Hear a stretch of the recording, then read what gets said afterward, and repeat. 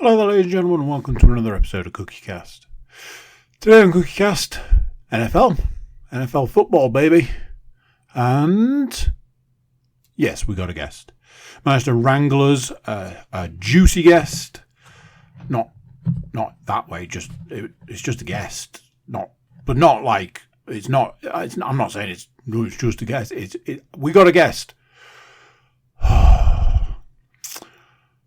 Before we get started, please do consider like, share, subscribe and comment. Leave a review where you can leave a review.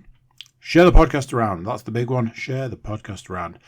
You got an NFL fan in your life? Say, hey, I was listening to the Laces Out podcast. It could be for you. Why don't you check it out? Right, let's get started. Here we go. This is CookieCast. Laces Out.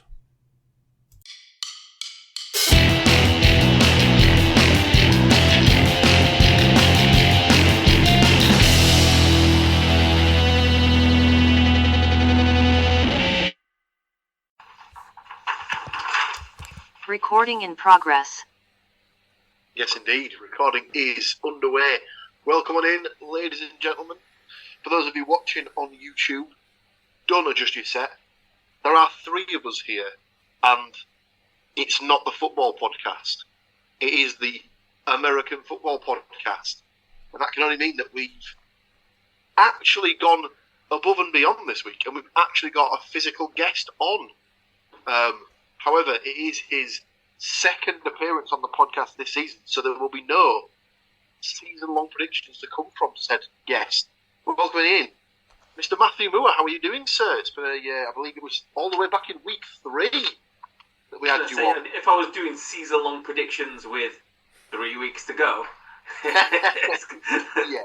I'd like to predict the San Francisco 49ers to get into the playoffs, please. How could you possibly know that? Surprisingly enough, back in week 3, Mr. Moore did in fact pick the San Francisco 49ers to make the Super Bowl. How shocking. His pick of the Buffalo Bills, however, probably looking a bit shakier within the last couple of weeks, but we'll get to how they got on in week 14 slightly later on. Obviously, my esteemed co-host, Mr. Andrew Cook, is also there. You heard his dulcet tones just a few seconds ago. So, without further ado, we'll dive straight into Week 14's games. So, obviously, 15 games in total. The last two teams to take their bye were the Washington Commanders and the Arizona Cardinals. So, they weren't in action. But the other 30 teams were, in fact, involved. So we started with the... we don't go through game by game because that would take forever. So, myself, Mr. Cook, and the good lady, Mrs. Williams, made their selection last week, 15 games in total. In third place, with a whopping 5 out of 15 selections correct, it's Mr. Paul Williams. Not a banner week for predictions. I would go through the teams that let me down.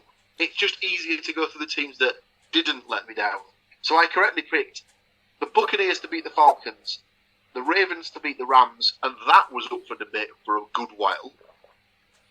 The Saints to beat the Panthers, the 49ers to beat the Seahawks, and the Cowboys to beat the Eagles. Every other selection I made was incorrect.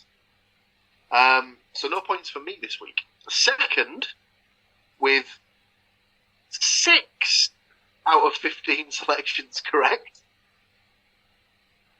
it's the other co-host for the podcast, ladies and gentlemen. It's Mr. Andrew Cook.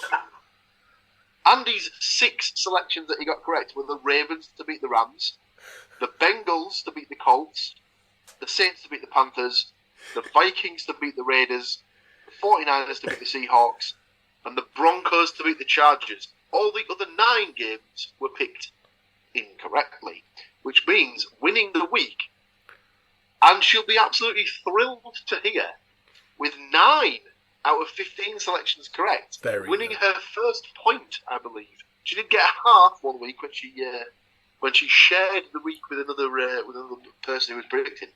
But yes, 9 out of 15 selections correct for Mrs. Amy Williams. Well done, darling. Amazing. I'll give you that pat on the back later on. So the teams that let her down were the Steelers to beat the Patriots. Oh dear. The Jaguars to beat the Browns. The Panthers to beat the Saints. The Texans to beat the Jets. The Seahawks to beat the 49ers. And the Packers to beat the Giants. Obviously, she's just keeping up the mantle of the Williams household. Not allowed to back anything 49er based, clearly, with her pick of the Seahawks. Not the best. So yeah. So what that does for the overall scores, the overall standings, leaves me languishing at the bottom on 1.5 points for the season. Quite possibly the worst performance in the history of the podcast. Mr. Cook on 5 points for the season, and the collective guest 7.5 points for the season. Wow! So the guest looking like the one to beat at this particular time.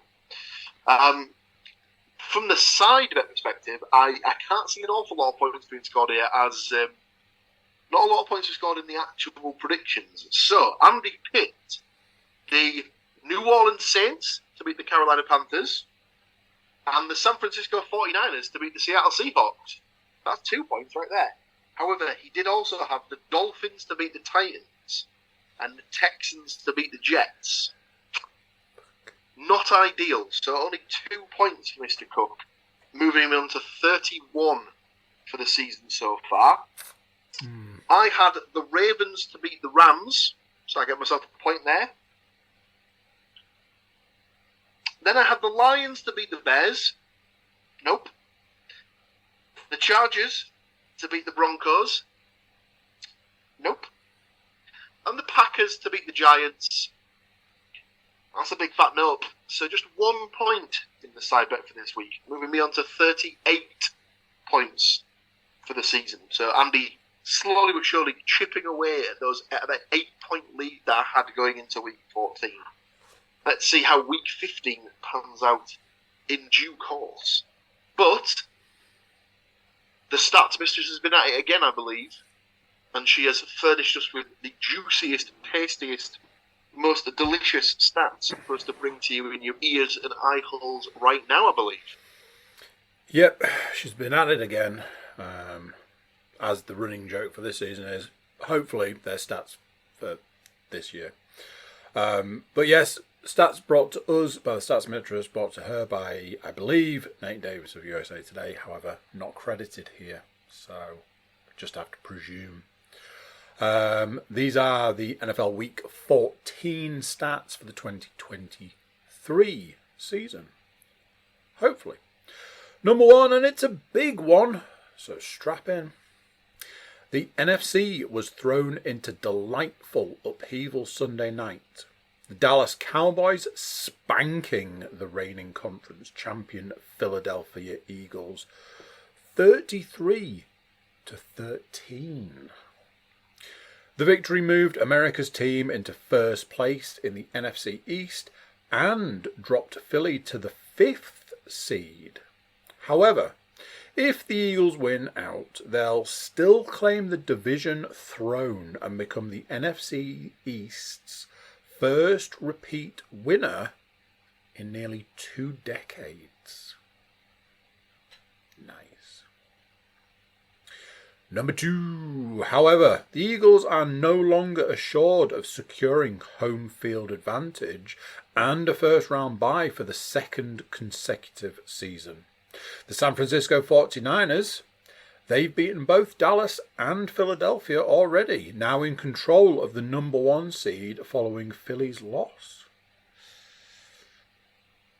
Number 3. If you consider Cowboys quarterback Dak Prescott and the 49ers Brock Purdy the MVP frontrunners, Sunday didn't hurt either of them. Prescott passed for 271 yards and 2 touchdowns, giving him 22 over the past 7 games. Number 4 in the NFC South, which has a trio of 6 and 7 teams, the Tampa Bay Buccaneers, by virtue of the common game tiebreaker, technically hold first place and could win a third consecutive division crown.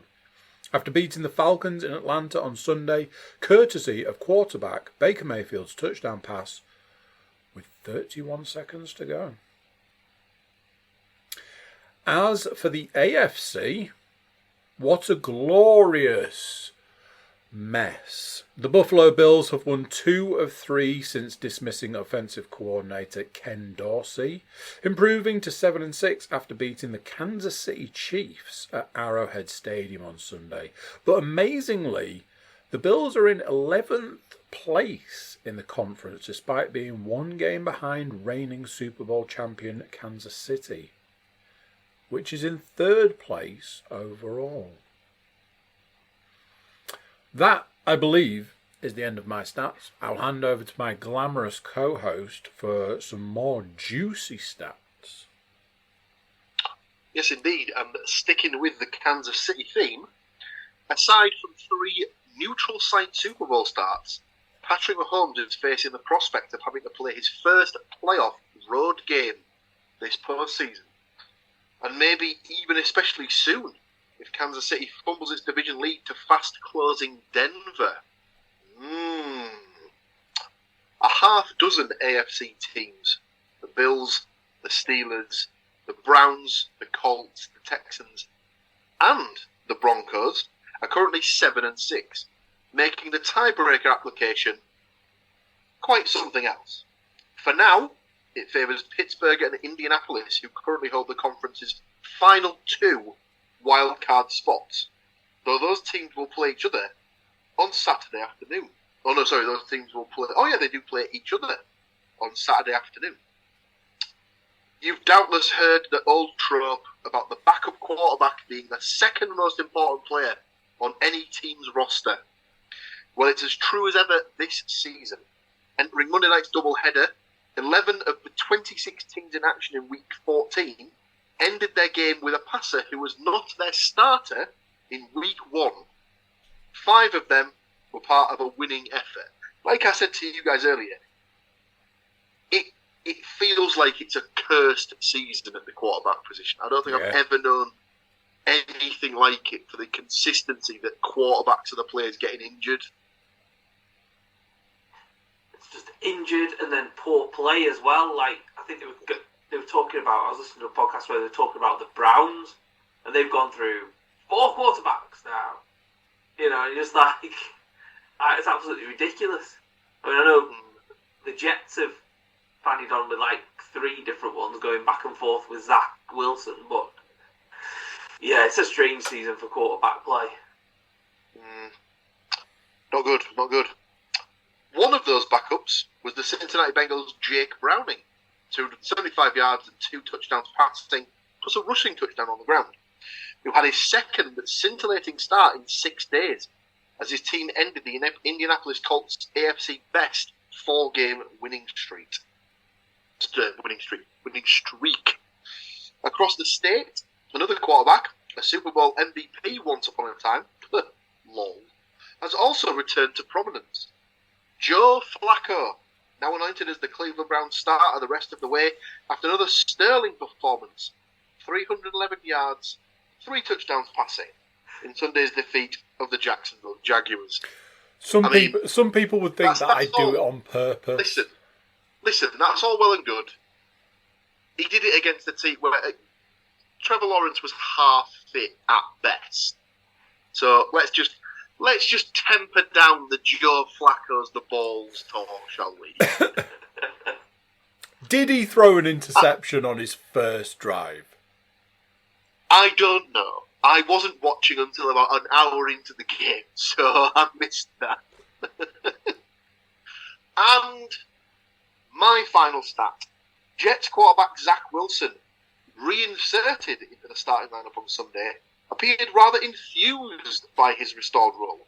He threw for 301 yards and a pair of touchdowns, the first time he'd exceeded 300 yards in a win during his 3-year career, whilst outplaying counterpart CJ Stroud in the New York Jets 30-6 upset of Houston. Again, Stroud got evaluated for a concussion midway through the game. So maybe let's temper that down a bit. Yeah, he did. He did because, it'd be awful if you had him in as your quarterback in the fantasy league, wouldn't it? That's it for me. So just over to Mr. Moore to finish us off. That's it. So somebody had to cash in amid the Minnesota Vikings' visit to Las Vegas to face the Raiders.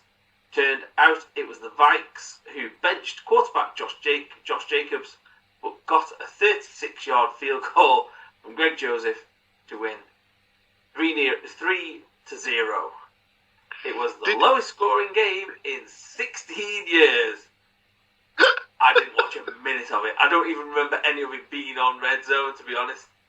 So, I saw something that got flashed up on Twitter today, which said that, can you believe that the Vegas ice hockey team outscored the football team this week and still didn't win, or something? It was something like that, or it was Yeah, they drew one each, and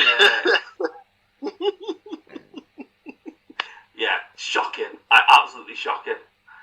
No NFL game has had a scoreless first half since 2019. On Sunday, both the Jets and the Texans and the Vikings and Raiders ended that streak, while marking the first time since October the 30th, 1988, that two games were scoreless at the interval on the same day. So, not a good day for the Los Angeles Chargers, who lost quarterback Justin Herbert to a fractured finger in a 24-7 loss to the Broncos. Yeah, that would be my quarterback. So for my fantasy team, so that kind of scuppered that one. The New England Patriots got back into the win column on Thursday night, upsetting the playoff hopefuls Pittsburgh Steelers, though maybe ultimately at the expense of the Pats' 2024 draft position. I don't understand what they're doing. Why on earth did they win? I didn't get that one at all. And then lastly, Sunday, by virtue of Cincinnati's win, the Patriots became the first AFC team eliminated from the playoff contention, their earliest departure since Bill Belichick's first season with them. Yeah, I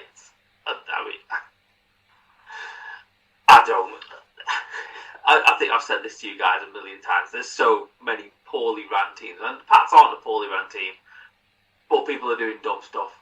So I was like, I couldn't believe they won. I'm like, what? Why on earth did you win? Like you say, it just makes no sense. There were at no point were they in with a shout of ever making the postseason when they'd lost 10 games already. No. So why do we think that the 2024 season will start with Bill Belichick as the head coach of the Patriots? Well, I think we even said it last week, didn't we? I think we even said that. I don't think it'll be up for debate that he's in the league. It's just, will he still be with the New England Patriots? We both said probably not. But stranger things have happened. He had a window. He had a window to prove a point. For me, that window ended a couple of seasons ago. Now it's just embarrassing at this point. It's like watching somebody just get slapped around at this point where you're like, is it just time to, like I keep saying, is it time to just say, maybe the game's passed you by somewhat, maybe it's time to mosey on off up the dusty trail? He's got to go somewhere where someone's going to build him a team. I think the problem is at the moment he's trying to build the team at the same time as coach the team, so he's the GM and he's not doing a very good job at that. Like when you look at they've spent a lot of money on wide receivers over the past 3-4 years, probably a lot more than what they spent when Brady was there, and they all suck. Like, and you can't kind of sugarcoat it.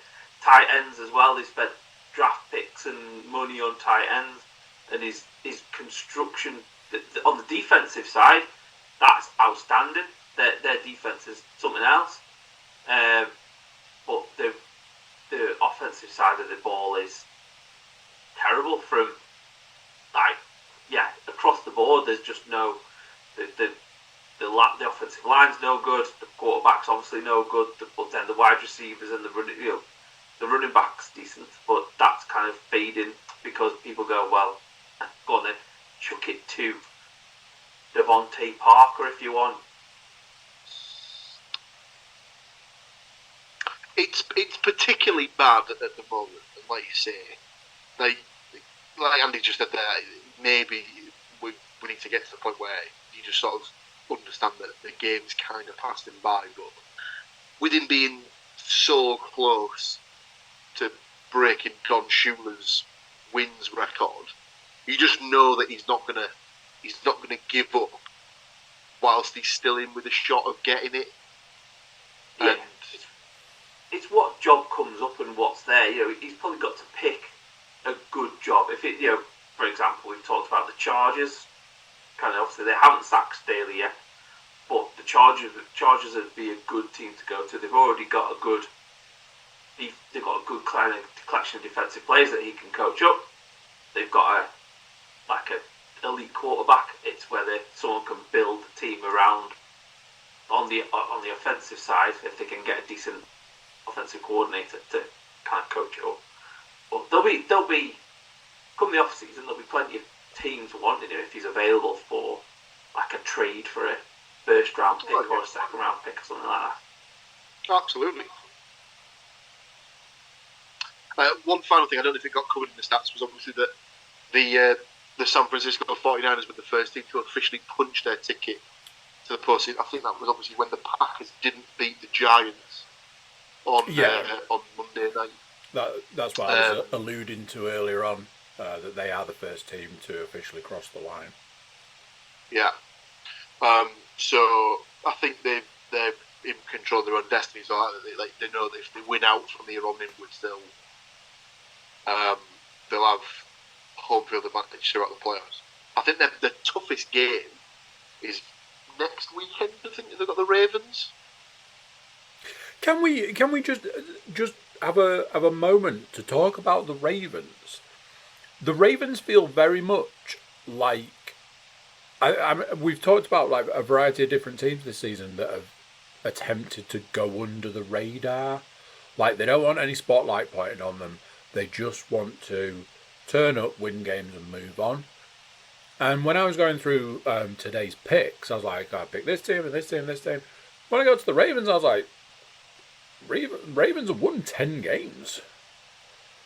Like, to me, especially for the last good few seasons, the Ravens have always been in that picture. I can't remember whether it was last season or the season before. I was like, the Ravens are going to be one of the last teams in it. We could even see them go to the Super Bowl. Obviously, Lamar has done a lot for that team. No real surprise. I saw it and I was like, wow, Ravens are doing well. But then I was like, yeah, but that's not surprising. They're a good team. They're a strong team.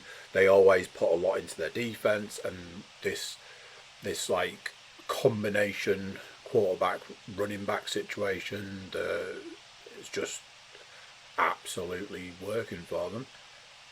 I was like, do we need to be pointing more of a spotlight in that direction?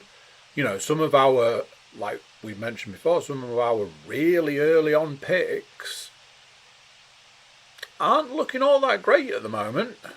And when you go back to week 5, if I took you back in time to week 5 and told you, hey, come week 14, we're going to be talking about how well the Broncos are doing, would you have believed me?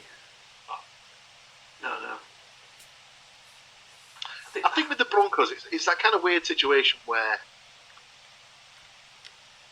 Payton was always going to get that team playing well. It was just a case of how many weeks would it take him. And who was it going to be with or without?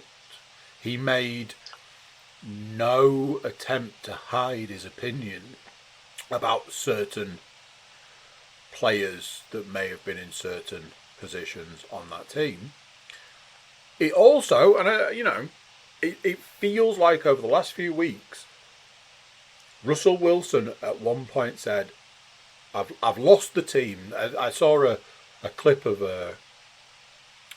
like a lot of football commentators saying they've lost the phrase, he's lost the dressing room. And it felt very much like Russell Wilson had lost the dressing room. And then at some point realised that he still wanted to win, didn't have the team to back that up, so then was like, well, I'll just do it myself. So plays were being made by him, and he was just running round, getting away from people trying to sack him, trying to tackle him, whatever, and still making that throw. Over the last few weeks, it's almost like the rest of the team's gone, okay, well, we'll give you a chance, we'll give you a shot, we'll protect you a little bit more in the pocket, we'll look out a little bit more for those weird throws that initially we didn't care about. That has taken the Broncos from being an absolute dumpster fire to a contender in a matter of weeks. Were they on a 5-game winning streak at one point? Yeah, I think up until last week they were. I think they won the previous 5, and they were the form team in the league. So, and like I say, now they're in a contender position. It is weird that for the first time in 5 or 6 years, that the Chiefs division is arguably somewhat competitive. I mean, the Chiefs will probably end up winning the game, the division. But I did enjoy some of the things that were popping up, mostly on Twitter or X or whatever you want to call it, about how Patrick Mahomes spat out his dummy. So there was a lot of like the videos with the baby noises over the top and all this sort of stuff. But then you started seeing things like Patrick Mahomes complains about the refs doing to the Chiefs what they've done to every other team the Chiefs have played for the last few seasons. A thread, and it's just like people just outlining how many times the refs have covered for the Chiefs over the last few seasons. So it's a bit like, yeah, there was a lot of, I've lost a bit of, respect for Patrick Mahomes. He was caught on mic with what he said to Josh Allen. Stuff like that. It was a particularly bad look for Mahomes. That he has not done well in the popularity stakes off the back of that game, I don't think.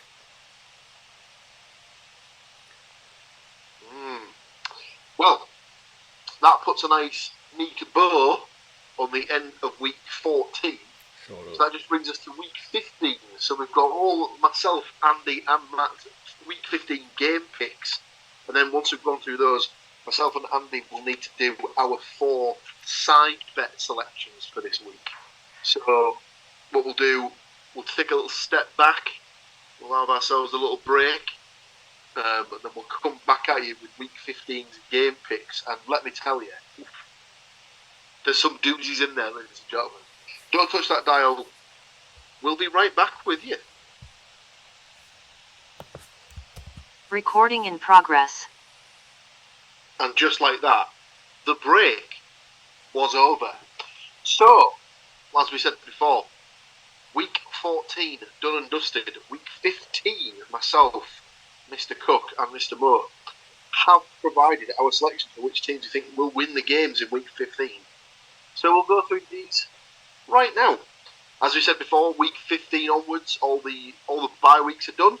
So from now on, for the next 4 weeks, there'll be 16 games in play across the board.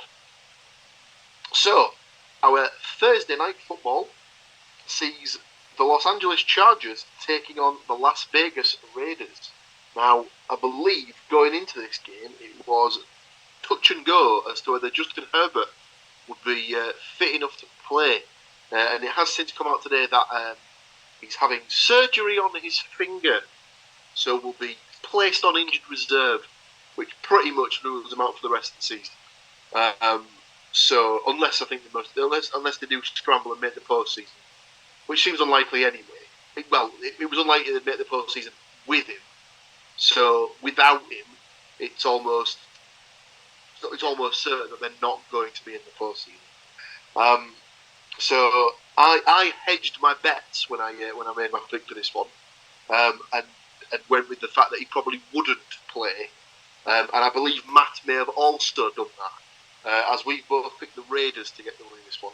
Andy has kept faith with the Chargers, though. I don't know if you'd made that selection before you knew whether or not he'd be playing. I did, yeah. Do you want to stick with it? Do you know something? The entire way through making my picks today, I went, one of these teams, I should just pick the other one.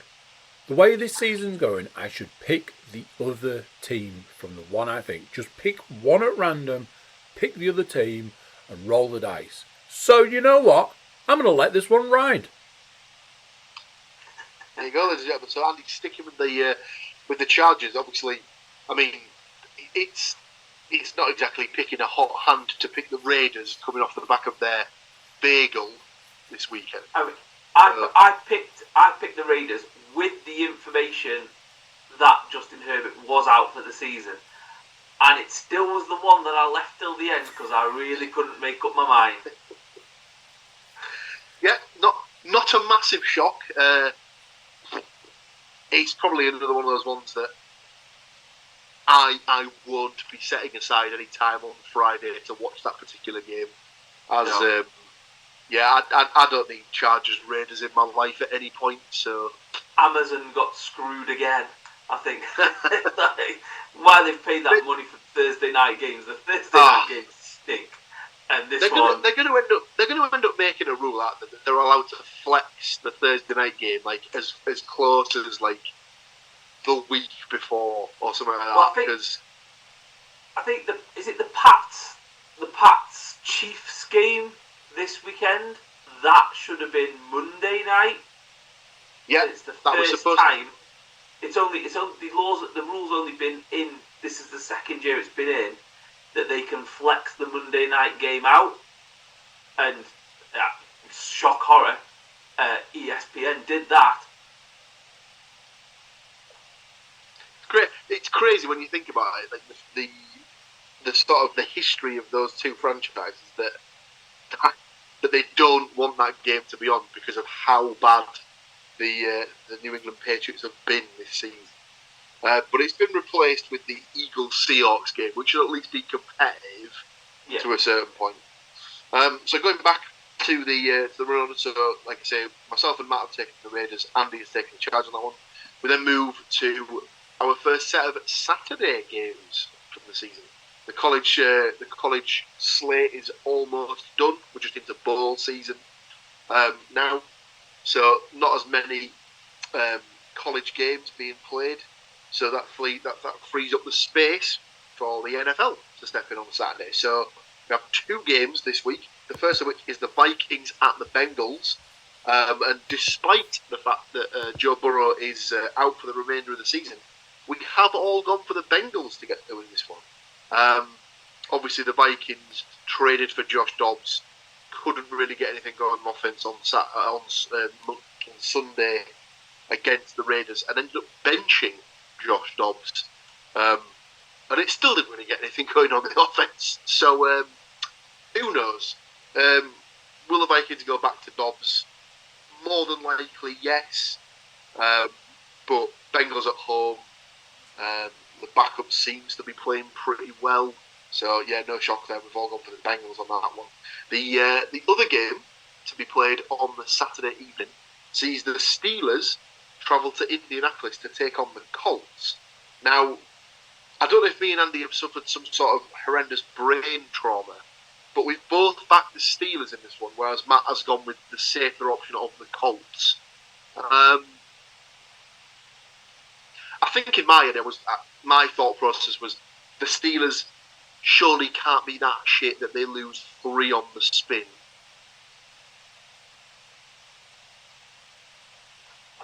I'll just 2 words for you: Mitchell Trubisky. Oh man, that is yeah, Mason Rudolph's there. And I think on the Thursday night game against the Pats, I know that in the first, I didn't see the second half, but I know that in the first half, the crowd at some point was chanting for Mason Rudolph, which, when you consider that he's god awful as well, is quite the feat. So myself and Andy have backed the Steelers. Matt has gone with the Colts on that one. Then we move to the Sunday games, and we start with the Broncos at the Lions.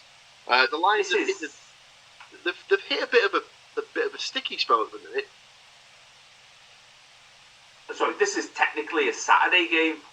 Oh, is it the Saturday? It's like a Saturday night game. Yeah, so it's 1:15 in the morning for us, but it's like late on. I do apologise. I saw it and thought that was just the start of the Sunday games. Yeah, I see it now. Yeah, so there's 3 games on the Saturday. One at 6, one at 9:30, and this one in the sort of the Sunday night football slot, as it were. 1:15. So I do apologise. Yeah, and all 3 of these are available on the NFL Network or Sky Sports if you live in the UK, as it's known over here. So Broncos at Lions. Now, Lions have been a bit of a sticky spell, like I said, but they are at home, so I have backed them to win, as has Andy, whereas Matt has gone with the Broncos. Now, is that just a thing of the Broncos are playing better, or the Sean Payton effect, or... It's just trajectory. It looks like the Lions looked bad against the Bears on Sunday, and I mean, that's not a phrase you should be using because the Bears stink. And obviously, yeah, the Broncos are on a upward kind of thing. Again, that was one that I looked at for a while and wasn't quite sure of. But yeah, Broncos were for me on that one. Just. Fair enough. So we then do move to the Sunday slate of games, and our first one on that list is the Falcons at the Panthers. You'll all be shocked to hear that we have all backed the Falcons to get the win on that one. Obviously, the Panthers fairly much locked into the number 1 pick position, but not getting the number 1 pick because obviously they traded that pick to the Chicago Bears. So it's going to be weird. I don't know if I don't know if the Panthers have played the Bears at any point this season, but obviously if they do, the Bears will obviously be wanting to beat them even more, so they get a nice first pick overall. The next game sees the Bears, who we've been discussing before, taking on the Cleveland Browns. Myself and Andy have both taken the Browns, whereas Matt has gone for the Bears on this one. Obviously, he's clearly not a Joe Flacco believer, because he has brains in his head. Yeah, just liked what you saw from the Bears against the Lions. Yeah, with these 2 teams, because there's been so much change within the Browns, I just don't. It's that one of them ones where you just don't know. They could be. I think it was just one of them things where it was just look, Sunday was, Flacco played the best he's played in however many years. And I think for me, it's just even if the Browns are terrible on offense, their defense is that good. Yeah, that should be able to see them over the line. That was my thought process anyway. That was my pause. With it. And I'll probably be wrong, to be honest, but I just thought I'll go with it. I'll go with the Bears and see how they're doing. Fair enough. The next game sees the Tampa Bay Buccaneers taking on the Green Bay Packers. And despite their loss against the Giants on Monday, we have all backed the Packers to get the win here. I suppose home field advantage. Tampa not really used to playing in the cold.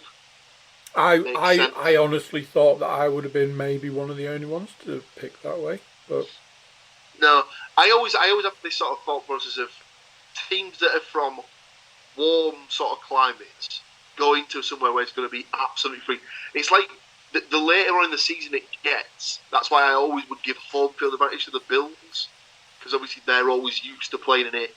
If it ever starts to snow, they're used to playing in it. Whereas that's why it's so important for the Niners to get home field advantage, because all the teams in the NFC playing, unless it's Dallas, playing outdoor cold as fuck stadiums, stuff like that. So it's really important for the Niners to end up with the 1 seed if they want to progress, I always feel.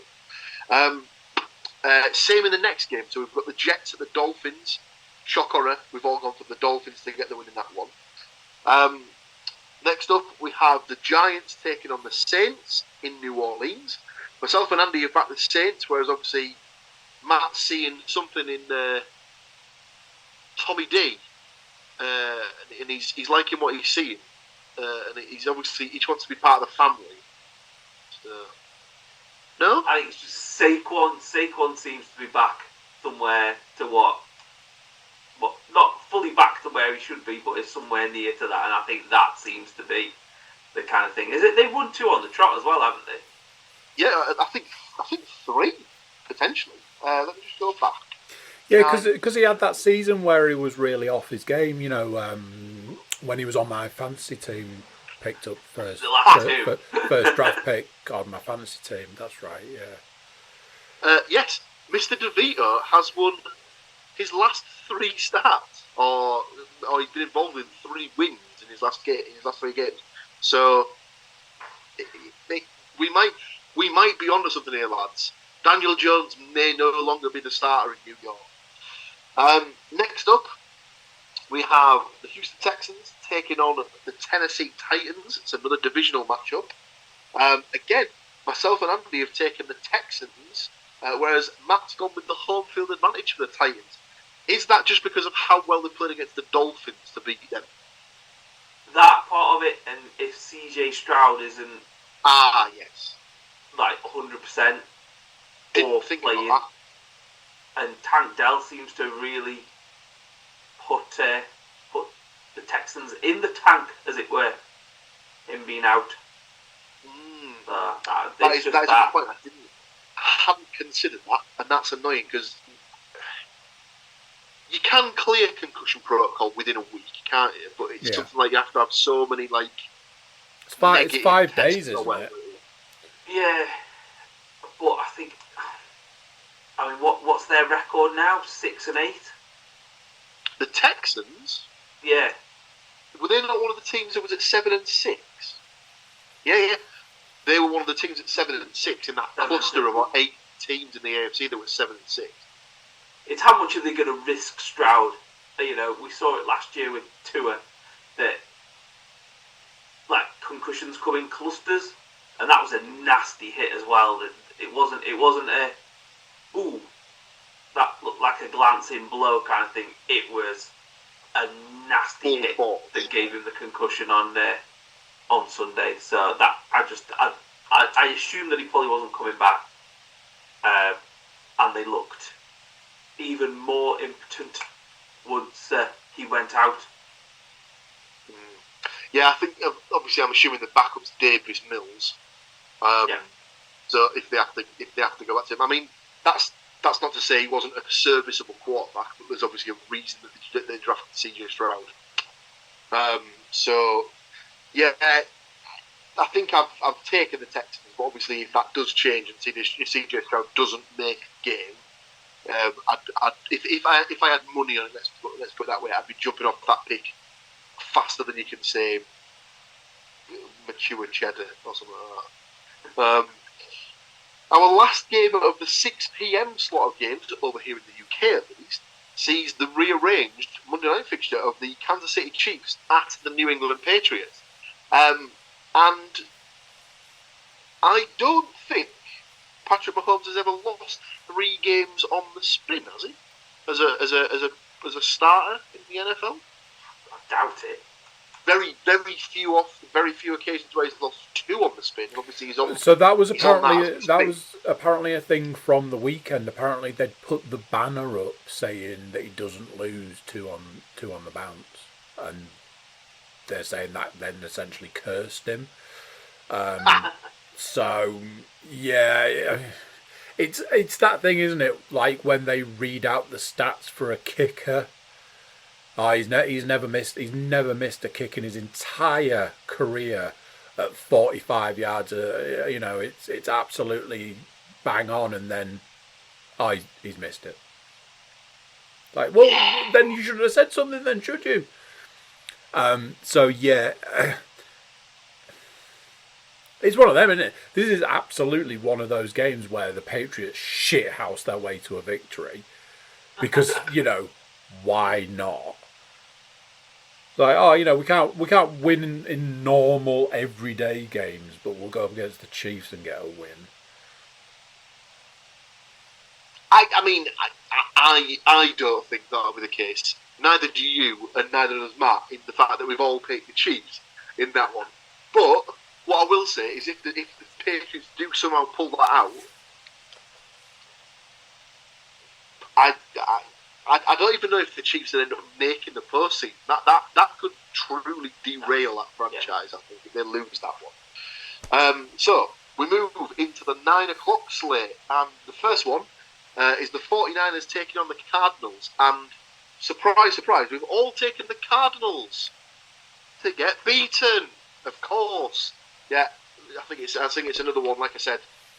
The 49ers have got 4 more wins on the schedule. Maybe. I'll give them 3.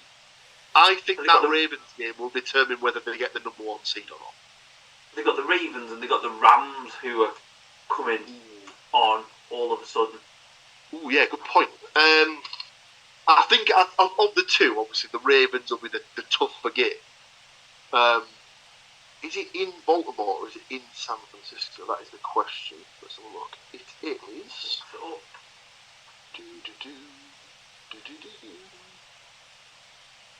Oh, it's in San Fran. So that makes it, yeah.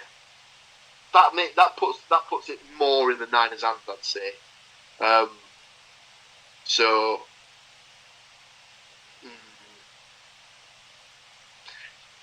We'll see. We'll see what happens. But yeah, we've all backed the 49ers to win that one. Next up, we've got the Commanders at the Los Angeles Rams, and we've all taken the Rams on that one. We move into the last game of the 9 o'clock slate, and it's probably the game that I would put down as game of the weekend, in that it's the Dallas Cowboys at the Buffalo Bills. Massive for both franchises, that one. The Bills obviously need the win to keep themselves in contention of making the postseason, whereas the Cowboys kind of need the win to stay at the top of the NFC East and keep the Eagles off their back. Matt has gone with the Cowboys on that one, whereas me and Andy have both given home field advantage to the Bills. I think a massive part of that is whether Josh Allen can keep the turnovers down. Because did they say he'd thrown an interception in his 11th straight game of the weekend? He just loves to throw interceptions. And is it Bland on the Cowboys who's got like 6? He's got 6 pick sixes all season. Or maybe it was 5. I don't know if he got one against the Eagles. But yeah, he's on a bit of a tear. But it's that weird thing where he's one of those players who's proper sort of hot and cold. He'll either get the interception and take it to the house, or he'll completely miss the ball and they'll score off the back of it. So I can't remember who the team was that played him the other week. It might have even been the Niners. and they said that he was targeted more than any other person on the Cowboys Right. defense. And obviously, it was just a case of when he gets it, he's really good with it. But when he misses the assignment, he blows it big time. So Right. it could be one of those ones where if Josh Allen's on it the game, he just knows how to sort of like put a little bit of extra pepper on it and just get it over his head. But definitely game of the weekend for me. That Cowboys Bills, like I said, me and Andy on the Bills, Matt on the Cowboys. The last two games, so the Sunday night football sees the Ravens at the Jaguars. Obviously, Trevor Lawrence played against the Browns last week, so you'd like to think if he was fit enough to make that game, he should in theory be fit enough to play against the Ravens. Even so, with it being at Jacksonville, we all have given the advantage to the Ravens, and we all think they'll get the win there. The Ravens, currently as it stands, are the number one seed in the AFC. So they, same as the 49ers, they know it's in their own hands, win out, and they'll have home field advantage. And the Monday night football, as we said before, was flexed in when they moved the Chiefs-Patriots game, and it is the Eagles at the Seahawks. Eagles coming off the back of two pretty damaging wins for their postseason hopes. Obviously, they're now down as the 5th seed, despite having a better record than the 4th seed.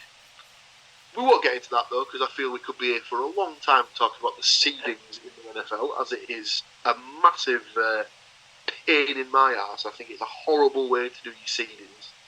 But that's neither here nor there.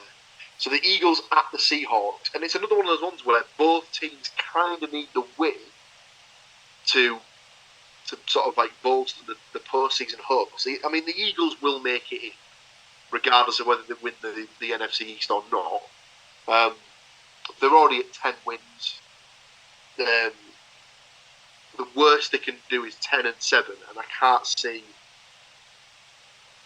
3 other teams getting to 11 wins. They've got the Giants twice and Washington, I think, in their last 3 games. Like Yeah, the last 3 games, the teams absolutely stink. So I think it was on they'll be all right. on the pre-match coverage before the game against the Cowboys. I think they'd said that of all the teams that are left in the NFC, the Eagles have got the easiest strength, or the least strength of schedule left. So you'd imagine they'll probably get to at least 12 and 5.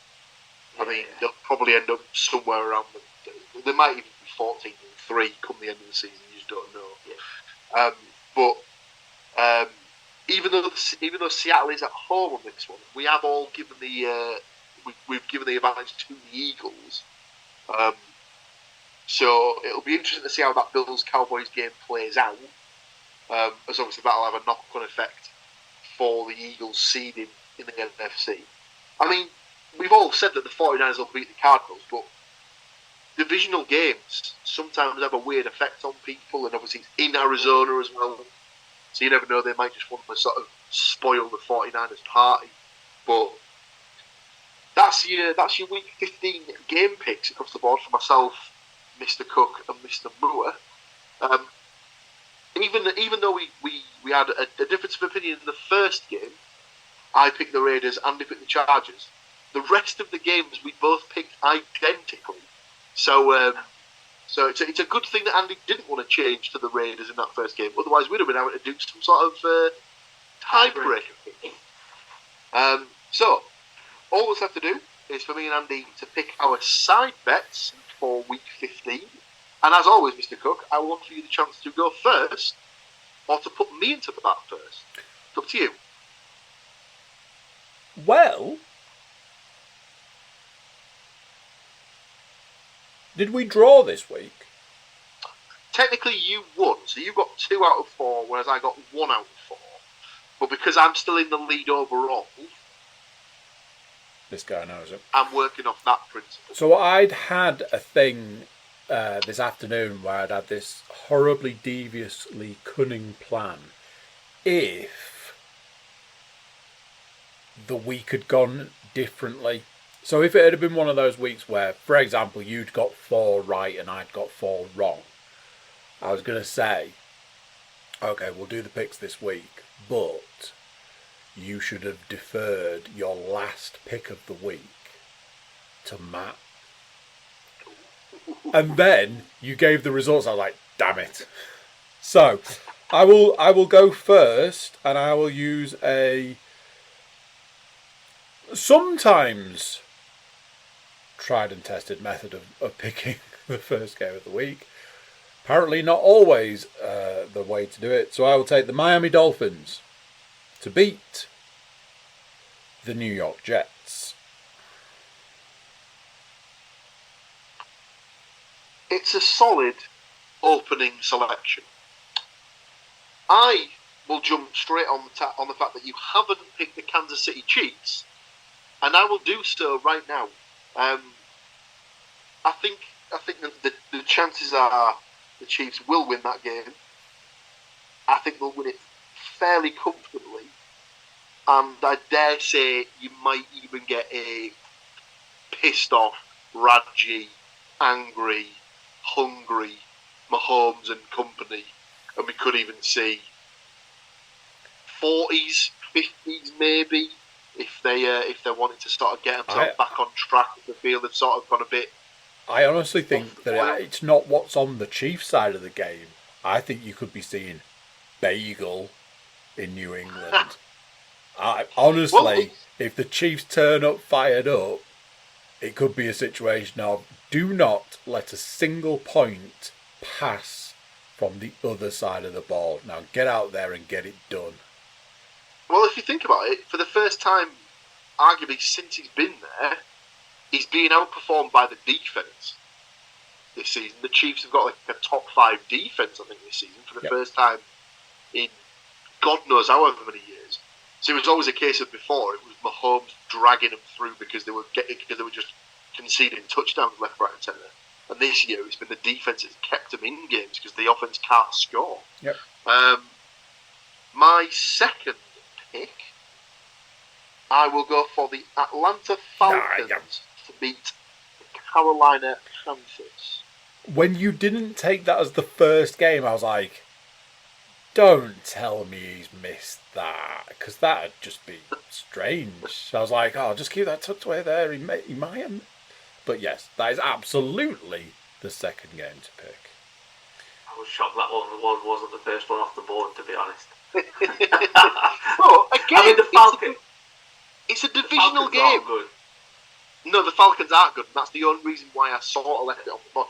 Part of me kind of wanted to pick the Panthers to get another win, but honestly, I wouldn't be surprised because that division just kind of needs just cutting off and pushing into the sea. It does. It just needs putting in the bin. Your next Falcons, 2 picks, sir. Okay. Falcons are a team that could lose to the Panthers as well. Yeah, easily. It's worrying. Dumb shit. Week in, week out. Okay, I will take the San Francisco 49ers, as the number one fan is on the podcast, to beat the Arizona Cardinals. Now we start to get into the really difficult picks. So, some part of me feels that I may regret this, but I will take the Los Angeles Rams to beat the Washington Commanders. Not the most solid of picks, but when you look at the other games, yeah, there is some slim pickings out there.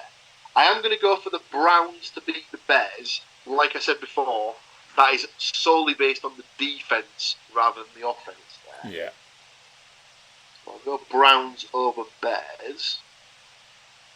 And then my last pick, good Christ, where do I go with this? I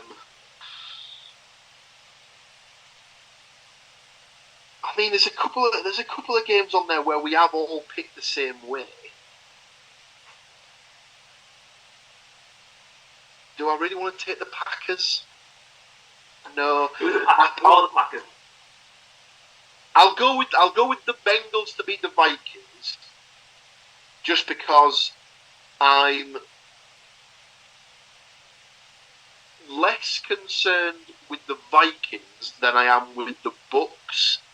I think it's not inconceivable that the Bucks could put together a nice bit of offensive play. Obviously, they've still got Mike Evans, who's a constant threat over the top. The biggest issue for me, they've got a decent running back. They could get something going. The biggest issue there for me is both of those teams are 6 and 7.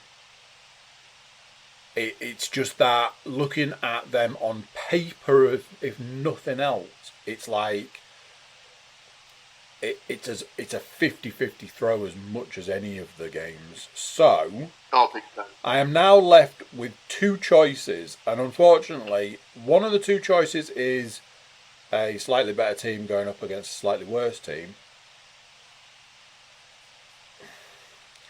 But part of me wants to throw caution to the wind. Part of me I like it. just wants to see the world burn. And you know what? I'm feeling that way out. I'm going to take the Baltimore Ravens to beat the Jacksonville Jaguars, overtaking the Saints to beat the Giants. So that next week you could be like, you should have absolutely taken the Saints in that pick. Both games that I've looked at. The reason in there is it's not just to do with the number difference. It's as we know, and we've already mentioned in this podcast, Trevor Lawrence is not 100% as we know, and we know that NFL teams may or may not, we could speculate, have a tendency to suggest that a player goes and plays when they may or may not be 100%, and they may or may not hide that from the discerning public. So that is my reasoning there, and like I say, sometimes you just got to get the brass ones out, haven't you? Absolutely. As you said, throw caution to the wind. Yes. So, just to reiterate, our 4 picks per person are as follows. Andy has the Miami Dolphins at home to the New York Jets, the San Francisco 49ers at the Arizona Cardinals, Los Angeles Rams at home to the Washington Commanders, and the Baltimore Ravens at the Jacksonville Jaguars. My 4 selections: the Kansas City Chiefs at the New England Patriots, the Atlanta Falcons at the Carolina Panthers, the Cleveland Browns at home to the Chicago Bears, and the Cincinnati Bengals at home to the Minnesota Vikings. If you were pushed, Matt, which would you say of those 2 selections of 4 is the most likely to get 4 out of 4? I'm shocked that neither of you picked the Eagles. Would be my starting kind. I thought one of you were going to take the Eagles. Seahawks. Well, it depends. If Geno Smith's back, yeah, the Seahawks are a lot better. If it's Drew Lock playing, yeah, give me the Eagles all day. But I'm gonna say, I think Andy's. I would say Andy's the more likely. I made a note in the book of that fact. That brings us to the end of week 15, ladies and gentlemen. Unless either of you boys have anything further to bring to the table. In that case, thank you, Matt, for joining us as the guest for this week. Very much appreciated. Thank you to my wonderful co-host for joining us once again. And thank you to you all for listening, tuning in. Join us again next week, where we'll see which of myself, Mr. Cook or Mr. Moore has been successful in the week's selections. Keep yourselves well, and we'll see you in another week. Until then, take care, and it's tatty bye for now. So there you go, what do you think of that? Big thank you to Matt for joining us and guesting for us. Big thank you to you for watching and listening, being a part of the whole experience. If you want to be a bigger part of the experience, you can like, share, subscribe and comment. Leave a review where you can leave a review. Check out the website, thecookiecast.com. There we've got social media links and an email button, and that way you can get in touch with us. Send us your picks. Who have you got for the Super Bowl this late in the season? Thank you for watching. Thank you for listening. Thank you for being here. All that's left is for me to say I'll catch you next time, and I'll say bye. You've just listened to another episode of Cookie Cast. Thanks for listening.